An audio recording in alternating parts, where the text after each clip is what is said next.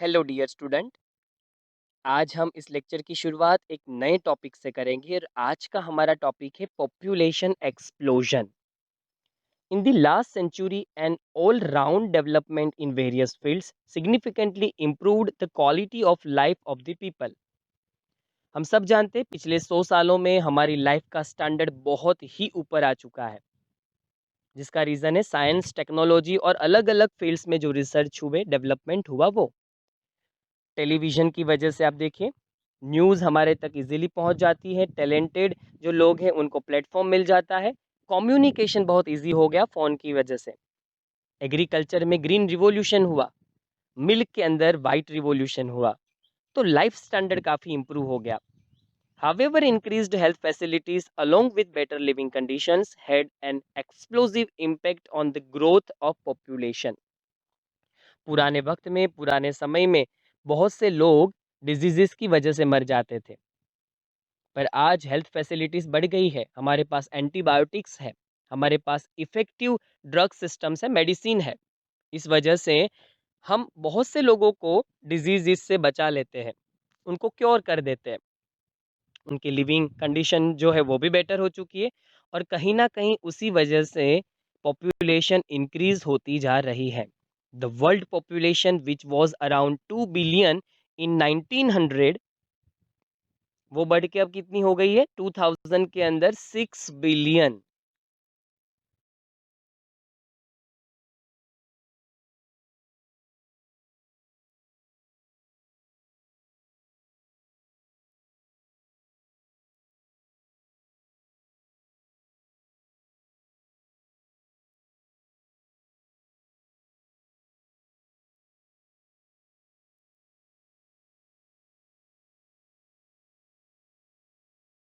A similar trend was observed in India too, India में भी same condition है। Our population which was approximately 350 million at the time of our independence, जब हम independent हुए तब हमारी पॉपुलेशन 350 मिलियन थी, reached close to the billion mark by 2000, 2000 के अंदर वो बिलियन के आसपास पहुंच गई एंड क्रॉस्ड 1 बिलियन इन मई 2000, मई 2000 में वो 1 बिलियन को क्रॉस कर गई। और आज आप सबको पता है कि करीबन करीबन हमारी पॉपुलेशन 130 करोड़ से भी ज़्यादा है। That means every sixth person in the world is an Indian. हर 6 इंसान में से एक इंसान इंडियन है, ऐसा आप कह सकते हैं, उतनी पॉपुलेशन इंडिया की बढ़ चुकी है।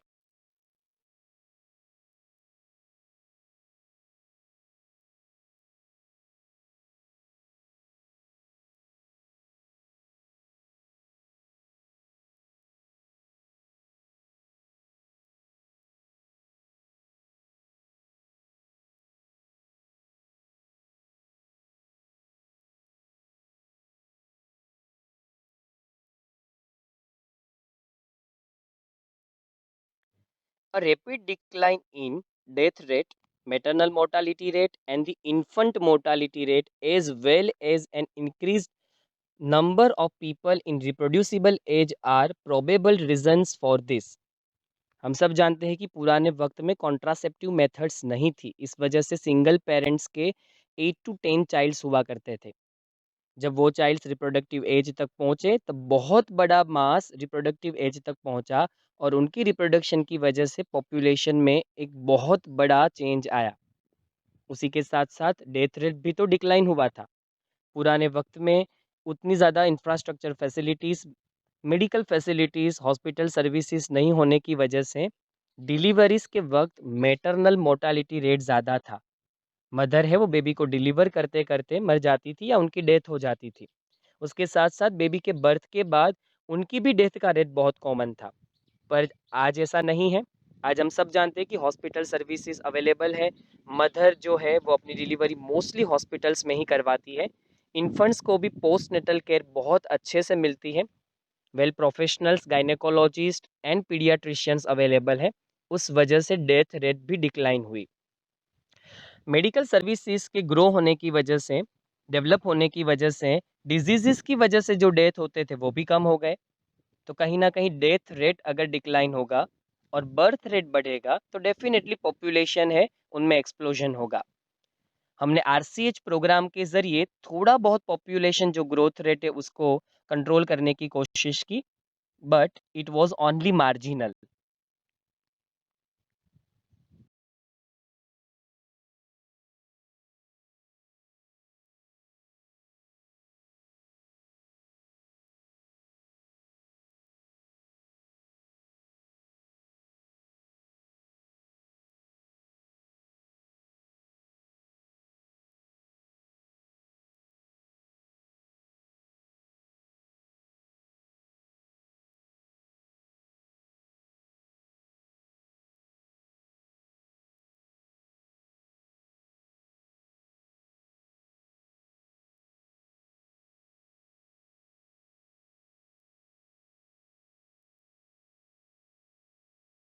According to the 2001 census report, the population growth rate was still around 1.7%।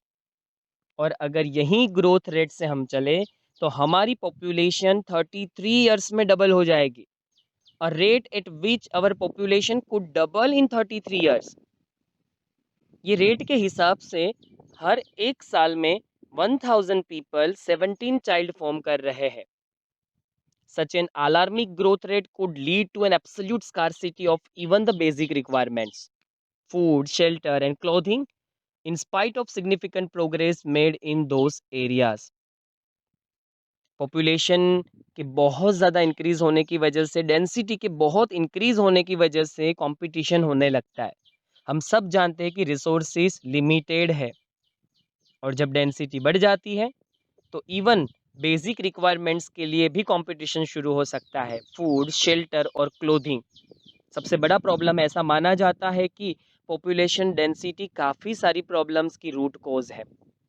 Therefore, the government was forced to take up serious measures to check this population growth rate। इसलिए ज़रूरी था कि गवर्नमेंट्स कुछ ऐसे एक्शंस ले जिस वजह से ये पॉपुलेशन ग्रोथ रेट को डाउन किया जा सके।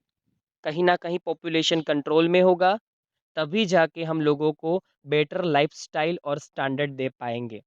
एक हेल्दी लाइफ, एक हेल्दी सोसाइटी, एक हेल्दी कंट्री तभी फॉर्म हो पाएगी जब हमारे पास जितनी लैंड एरिया है उसके हिसाब से हमारा पॉपुलेशन हो।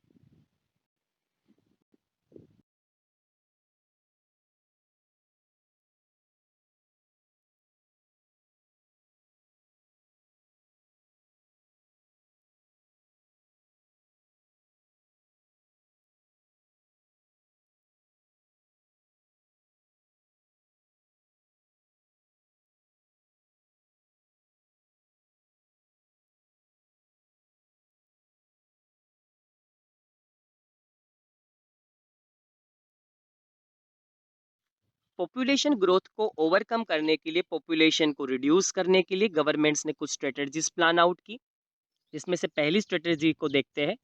The most important step to overcome this problem is to motivate smaller families by using various contraceptive methods. लोगों को मोटिवेट किया गवर्नमेंट ने स्मॉलर फैमिलीज के लिए।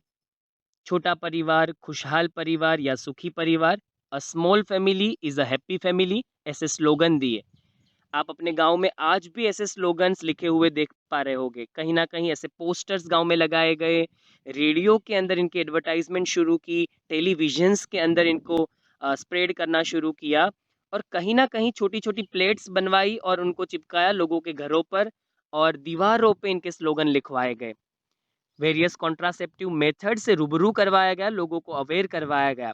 फीमेल जो है वो कॉन्ट्रासेप्टिव पील्स के ज़रिए, और मेल जो है वो कॉन्डम्स के ज़रिए स्मॉलर फैमिलीज़ की तरफ फैमिली प्लानिंग कर सकते हैं। You might have seen advertisement in the media as well as posters, bills, etc. showing a happy couple with two children with a slogan "हम दो हमारे दो, we two our two"। ये भी स्लोगन बहुत फेमस है, हम दो हमारे दो। गवर्नमेंट ने लोगों को मोटिवेट किया कि सिंगल पेरेंट से वो दो चाइल्ड के लिए नॉर्म्स क्रिएट करें, टू चाइल्ड के लिए प्लान आउट करें, फैमिली प्लानिंग करें, क्योंकि जो परिवार छोटा होता है वो कहीं ना कहीं खुशहाल होता है।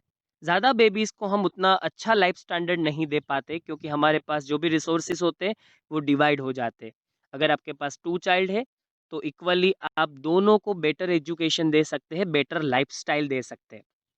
यहाँ पर मैंने आपको पोस्ट टिकट दिखाई है, जो उस समय में यूज़ की जाती थी और उसमें लिखा हुआ है छोटा परिवार, सुखी परिवार।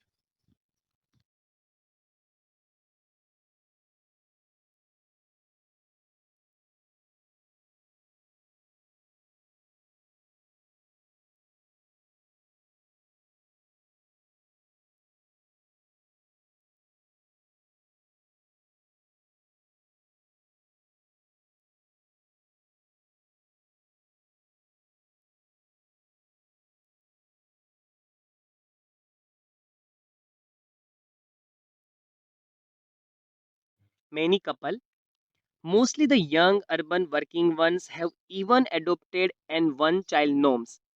जो educated couples, literate couples urban areas में रहते हैं खास करके, जो स्मॉल फैमिलीज की नेसेसिटी को समझते हैं, उन्होंने वन चाइल्ड नॉर्म को खुद म खुद ही एक्सेप्ट कर लिया है। जबकि यही same norm, one child norm, China में जबरदस्ती फॉलो करवाया जाता था, स्ट्रिक्टली फॉलो करवाया जाता था। पेरेंट्स अगर सेकेंड बेबी रिप्रोड्यूस करते थे तो उनके बेबीज को गवर्नमेंट जबरदस्ती मिलिट्री में डाल देती थी। एक्चुअल में ये चीज़ ह्यूमन राइट के हिसाब से इलीगल है। उसमें बेबी की क्या गलती? हर एक के अपने ड्रीम्स होते हैं, गोल्स होते हैं। हर एक इंसान अलग अलग फील्ड में खुद का करियर या प्रोफेशन बनाना चाहता है। यहाँ पर कोई चॉइस नहीं थी सेकेंड बेबी के लिए। सेकेंड बेबी जो है वो मिलिट्री में ही जाएगा, ये तय था। चाइना ने ये जो नॉर्म्स है वो छोड़ दिया है, अभी कुछ समय पहले ही वन चाइल्ड नॉर्म को छोड़ दिया है। अब वो लोग वन चाइल्ड नॉर्म को फॉलो नहीं कर रहे। हमारे यहाँ पर ऐसी जबरदस्ती प्रेशराइज कंडीशन क्रिएट करके लोगों को जबरदस्ती ही फैमिली प्लानिंग करने के लिए मजबूर नहीं किया गया था। गवर्नमेंट चाहती थी कि लोग खुद ब खुद समझे, ये समझे कि जितना परिवार छोटा होगा उतना ज़्यादा खुश होगा, उतना ज़्यादा हैप्पी होगा। इसलिए गवर्नमेंट ने स्लोगन्स के ज़रिए, कुछ अवेयरनेस कैंपेन के ज़रिए साइकोलॉजिकल अप्रोचेस किए। यहाँ पर मैंने फिगर दिखा रखी है, ड्रैगन कहीं ना कहीं चाइना को शो कर रहा है और एक बेबी है जो लिख रहा है सिस्टर ब्रदर, क्योंकि अगर सिंगल चाइल्ड है तो डेफिनेटली उसके कोई सगे सिस्टर्स या ब्रदर्स नहीं होंगे। एक और भी ज़रूरत थी इंडिया में, मैरिजेबल जो एज है उसका फिक्सेशन करना। पुराने समय में बाल विवाह बहुत प्रचलित थे। जो एज खेलने की होती है, कूदने की होती है, उस एज में मैरिज करवा दिए जाते थे। जिस एज में लोगों को समझ भी नहीं होती, उस एज में मैरिज करवा दिए जाते थे। खुद का लाइफ पार्टनर सिलेक्ट करने के लिए उनके पास ऑप्शंस नहीं थे, इसलिए ज़रूरी था कि मैरिजेबल एज फिक्स की जाए, क्योंकि अर्ली एज में जो वुमेन्स मदर बनती है उनमें इन्फेंट मोर्टालिटी रेट, बेबीज़ के मरने का रेट और मदर की डेथ का रेट बढ़ जाता है। इसलिए गवर्नमेंट ने फीमेल्स के लिए 18 ईयर्स और मेल्स के लिए कंपलसरी 21 ईयर्स जो है वो फिक्स्ड किए।